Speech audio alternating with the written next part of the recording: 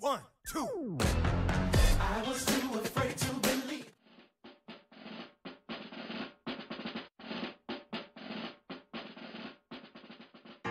예, 무지개 그리스도의 교회예요. 무지개요. 저는 무지개 교회는 사실 제 아내가 사모님, 제 아내가 짓긴 했는데 저도 하나 생명장로교회, 우리 하나 무지개 교회인데 그리고 이제 여기 떠나고자 파송하는 교회 청년들하고 식구들한테 앙케이트 조사를 했어요. 어떤 이름이 있느냐 이렇게 의미도 얘기하고 근데 무지개 교회라고 하는 거예요. 근데 이제 그 의미는 그거예요. 무지개 언약이 있잖아요. 하나님이 지키신다. 하나님 약속하신다라는 그 언약의 말씀을 믿고 이 무지개 교회 이곳에 와서 어떠한 삶을 살지는 진짜 모르지만 하나님이 다채롭게 살게 하실 것 같은 거예요. 그래서 그런 의미에서 네, 우리의 어떤 계획보다 여기 와서 하나님이 어떻게 열어가실지 모르지만 다양하게 열어가시는 것에 대해서 우리가 다 순종하겠다라는 의미에서 무지개 교회를 지었어요. 네, 저희가 이제 2013년 7월에 예배를 드렸으니까요. 이번 7월이 8년째 되는 거예요. 그때 애들이 셋이 있었어요. 7살, 6살, 그리고 돌 된 딸, 막내. 예, 사실은 개척을 제가 피해 왔었어요. 청년 때 개척하겠다고 하나님 앞에 서원을 했는데, 결혼하고 나니까 생각이 쑥 들어가더라고요. 그리고 첫째 낳고 둘째 나니까, 야, 개척하겠다라는 이 말을 하나님 앞에 서원한 거 들었는데, 다른 사람들한테 얘기한 게 창피하더라고요. 그런 마음이 있었어요. 어느 날, 제 후배 전도사님이 저한테 그런 사람도 많아요. 목사님 개척하신다 그러더니 언제 하셔요? 이렇게 물어보는 거예요. 그때 제가 밤이었는데도 그때 시간이었는데 밤이었는데도 그때 다른 학생들도 있고 청년들도 있고 전사님들도 있는데 그때 제가 그 밤에 얼굴이 새빨개졌던 기억이 나요. 그때 그 찜임이 저한테 계속 짐이었고 그리고 이제 셋째가 이제 우리 사모 배 안에서 한 3개월, 4개월 됐을 때 제가 기도원에 우연히 신년 기도하다가 제가 너무 기도감에 뜨거워져가지고 그때 하나님한테 한번 그때 간절히 이 기도를 했던 것 같아요. 하나님이 도대체 원하시는 것이 무엇인지 좀 궁금합니다. 네. 그때 제가 개척을 받았어요. 네. 그때 개척이라는 마음을 받았는데 그때 기도원에서는 너무 뜨거웠잖아요. 그래서 제가 하나님 앞에 걱정이 되네. 나가면 또 그럴까봐 하나님 앞에 하나님 이 뜨거운 마음이 내려가서도 한 달 동안 이 뜨거운 마음이 바뀌지 않으면 그때 개척하겠습니다. 이렇게 제가 그런 하나님 앞에 이야기를 했던 기억이 나는데 한 달이 아니라 몇 달 동안 뜨겁더라고요. 그래서 저는 제가 원래 작심삼일이거든요. 좀 그렇게 오랫동안 뜨거워져 본 적이 없어요. 그래서 그때 개척을 했는데 어렵게 안 했어요. 그 마음이 있으니까 너무 쉽게 개척. 저희 아내는 그게 의미예요. 항상 저의 의견을 큰 문제에 있어서 저의 의견을 따르는 거는 우리 아내는 항상 그 마음이 있는 것 같아요. 자기보다 목사님이 더 기도를 많이 하니까 뭔가 일을 정해지면 하나님의 목사님한테 주시는 거고 그 길을 따라가야 된다고 생각을 하는 거예요. 그런 마인드는 있더라고요. 그래서 속초에 오는 게 어렵지가 하나도 않았어요. 저는 이제 서울에서 태어났고 서울 사람이에요? 예, 서울에서 한 40년 살다가 이제 개척 준비를 하는데 그때도 이제 개척은 서울에서 하려고 했습니다. 그렇지. 이제 멤버가 있었어요. 개척 멤버가. 그래서 서울에서 다 준비하려고 다 해놨는데 그때 목사님들 이렇게 모임에 친한 목사님들 모임에 그러한 이야기를 들었어요. 그리스도의 교회가 주문진이 현재 체전반이거든요.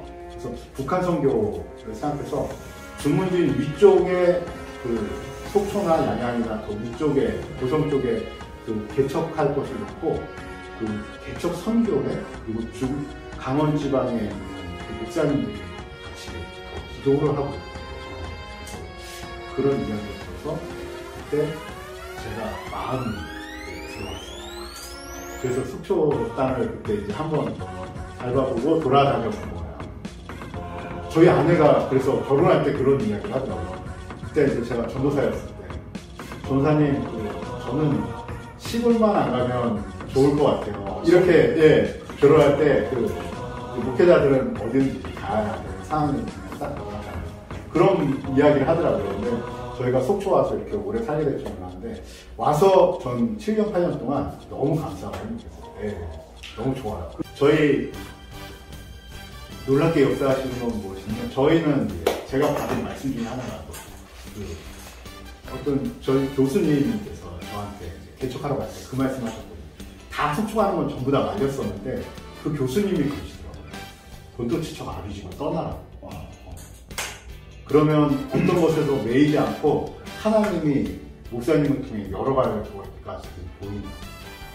근데 그러고 나서 제가 속초에 왔는데 그 가장 큰 은혜는 무엇이냐면 속초에 와서 저희는 이제 개척해서 저희 교회 성도들이 이제 한 가정 한 가정 이렇게 생겼었잖아요. 근데 저의 서울에 있던 제 주변의 식구들 믿지 않았던 친구나 아니면 저를 돕겠다는 가정이나 이런 친구들이 하나씩 속초로 오기 시작합니다. 왜요? 어떻게 무슨 뭐 직장 이런 일 때문에? 아니요, 직장도 아니고요. 기도하다 보니까 기도하시는 분들은 무지개교회를 도우라는 하나님의 마음이 있었대요. 그래서 오고 친구 중에는 이제 저희 사는 모습들이 저희가 이제 성도님들이 한 가정 두 가정에서 이제 한 10명, 20명 이렇게 모이는데 저희 교회 사는 모습이 너무 보기가 좋아서 같이 살고 싶은 저 공동체에서 같이 살고 싶은 생각이 든다는 이런 마음이 왔대요. 그래서 한 가정 오고 한 가정 와서 지금은 온 지인이 한 3가정 우리 서울에서 부모님까지 4가정. 예. 그래서 저희는 예, 기존에 있는 성도님들하고 너무 잘 어울려요. 또. 그래서 저희 교회는 저희 어머님 빼놓고 제 나이가 제일 많아요. 저희는 이 속초 땅에 하나님 보내신 이유를 그래서 저는 이 젊은 분들의 힘으로 저희는 사실 코로나나 이런 어려움이 있잖아요. 어려운 교회들을 돕는 교회로 다시 하나님이 세워가실 것이죠. 하나님 주신 은혜는 저는 그거예요. 저희는 사실 코로나 작년에도 우리는 오히려 교회가 더 부흥하고 성도도 친구 가정에 오면 친구의 또 친구 가정 제가 모르는 가정이 또 오고 작년에 그래서 저희는 작년에도 한 가정으로는 2가정 정도가 또 전도가 돼서 저희 사실은 어떻게 보면 성도님들이 3가정들이 많으니까 사실은 11조나 이런 헌금에 대한 개념이 없어요. 그래서 저희는 사실 아직 저희 목사님도 한번 도우려 보셔서 저는 목회자가 저희 교회는 2개예요. 그래서 저는 작년 파트 그리고 4년 전에 오신 목사님은 아동 학생 파트. 근데 사실 금액을 공개해도 될지 모르지만 저희는 아직도 사례비가 그 목사님하고 저하고 20만 원. 사례비는 차이가. 아니 사례비가 둘 다 20만 원. 예. 차이가 말고 20만 원 가는 거예요. 근데 그렇게 가야 되는 게 저희가 받은 은혜는 저희는 선교하는 교회가 될 것이고 모토가 있거든요. 그래서 사실은 어떻게 보면 저희 교회는 넉넉하진 않아요. 저희 헌금이나 이런 거 많아요. 성도가 30명이라도 아이들이 15명이거든요. 그러니까 저희가 넉넉하진 않고 항상 부족한 것 같은데 그래도 선교 헌금을 할 수 있게 하나님이 저희는 일단은 제가 선교를 원래는 북한 선교가 제 목적이 아닌 이 무지개 교회가 세워지는 데 있어서 강원도에 있는 교회들이 북한을 향한 마음이 있어서 기도를 했던 것 같고 제 안은 북한 선교에 대한 마음이 없었어요. 지금도 뚜렷하게 보이진 않아요. 하지만 선교하는 교회로 쓰임받게 하시는 부분은 그런 것 같아요. 제가 교회 개척하고 하도 경제적으로 힘들어서 이 전기나 이런 게 다 끊기는 상황이 되고 쌀도 이 헌금은 이제 계속 보내주시긴 했는데 처음에 잘 보내주셨는데 이게 성경금은 이제 끊기잖아요. 중간중간 이제 몇 년 지나면 끊기고 코스죠.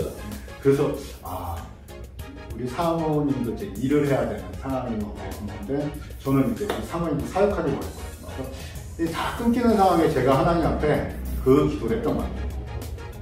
하나님 우리도 이때 여기 앉아서 하나님 앞에 제가 간절히 기도했던 게 하나님 저희 선교하는 교회 되게 해주세요.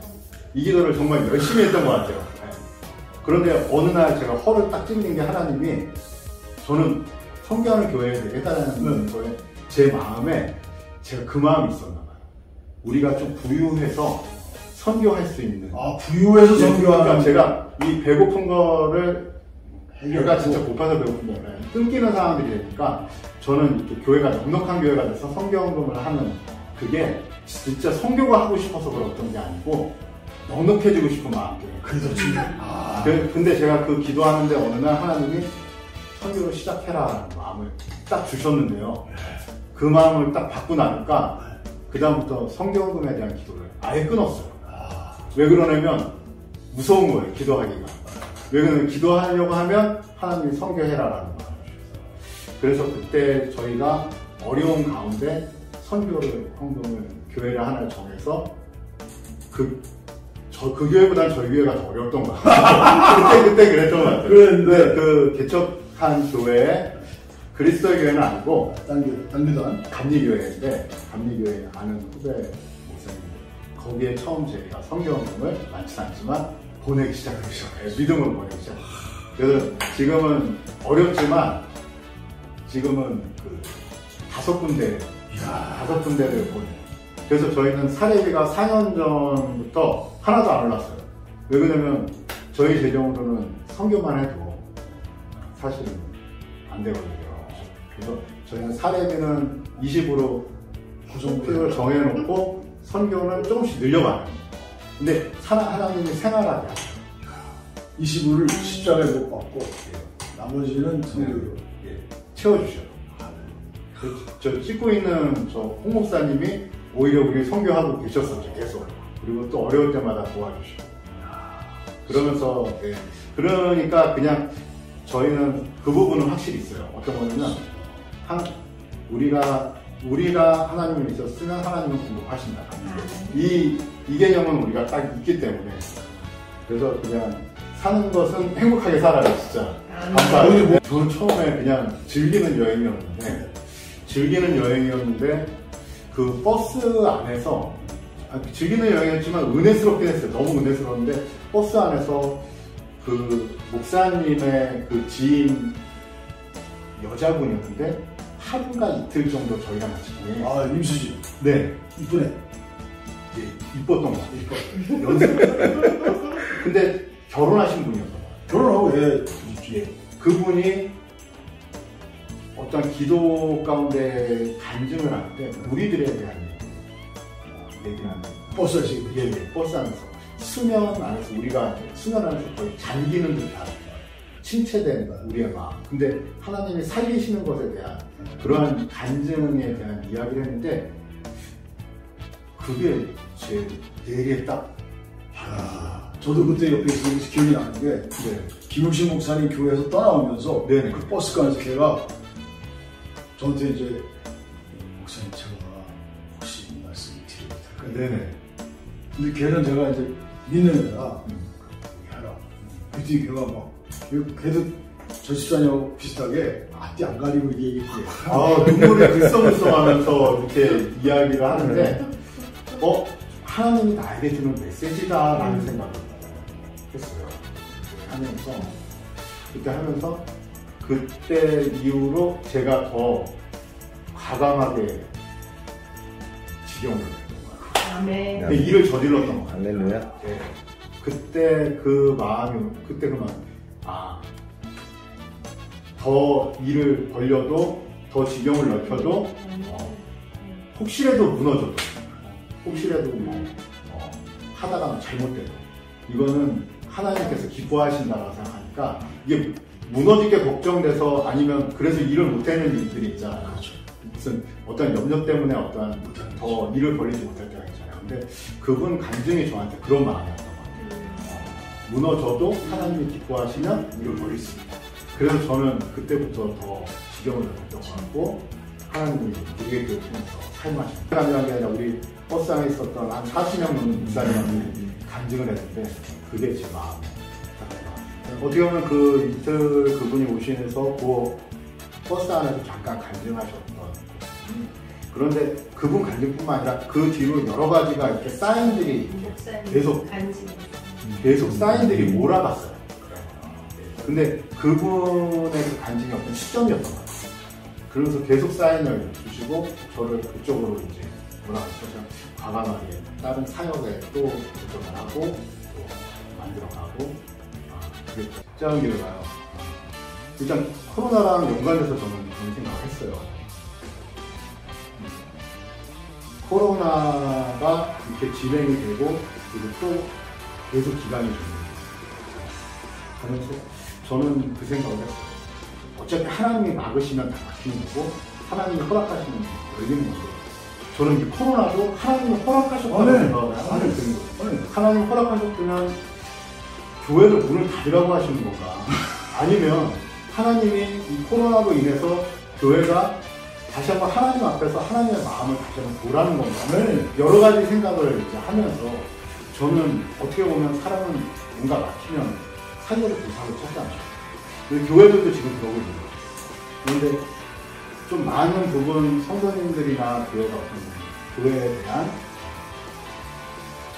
새롭게 돼야 된다는 부분까지 포기하고 약간 지치게 살아가시는 분들이 있는데 저는 오히려 코로나가 도전이에요. 코로나가 도전이에요.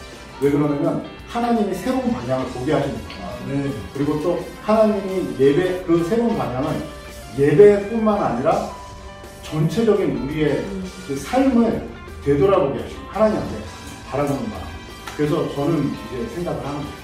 교회의 예배부터 교회의 어떠한 기존에 가지고 있는 교회의 모든 형태 그리고 선교부터 시작해서 하는 그런 모든 사역의 교회의 그런 패턴을 무지개교회는 새롭게 다시 봐요. 아예 새롭게 다시 봐요. 기존에 그냥 예배 드리는 게 너무 중요하긴 하지만 우리가 기존에 드리려고 예배하고 하는 요 삶의 패턴 있잖아요. 이 패턴에서 하나님이 뭔가 완전히 뒤집기를 원하신다라고 생각을 하고 그리고 사역을 하는데 작은 교회가 너무 유리해요. 왜 그러냐면 큰 교회는 뭔가를 바꾸는 그렇죠. 할 때 한계가 있어요. 근데 작은 교회는 다시 없고 새롭게 시작할 수 있어요. 이럴 게 없어요. 이럴 게 없어요. 제가 예전에 한번 그 경험을 했거든요. 성도가 한 3가정, 4가정 돼 있다가 개척하고 3년쯤 됐는데 다 나가고 엄마하고 아들만 딱 나갔었는데 그때 제가 너무 힘들어가지고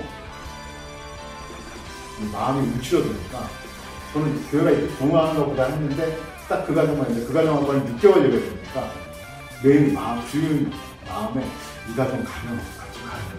그 마음으로 6개월 살다 보니까요 제가 밖을 못 나가요. 마음이 움츠러져요.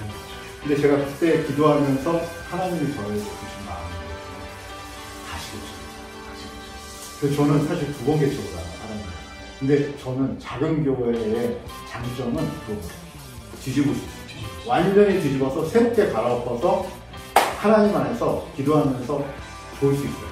작은 교회에 해줄 수 있는 말은 그거밖에 없어요. 왜 그러냐면 작은 교회마다 하나님이 주시는 큰 교회도 사실 맞아요. 교회마다 주시는 하나님의 모양이 다 다르거든요. 이 교회는 이러한 교회에서 이걸 어떻게 하려고 그 마음. 그런데 작은 교회가 그런 부분에서 훨씬 유리하다고 합니다. 그래서 저는 작은 교회의 희망은 정말 하나님 앞에 완전히 엎드리고 하나님 앞에 새로운 것을 어떠한 교회의 형태뿐만 아니라 모든 성도들의 삶의 어떤 방향까지 그것을 하나님 앞에 얻을 수 있는 기회가 코로나 시작입니다.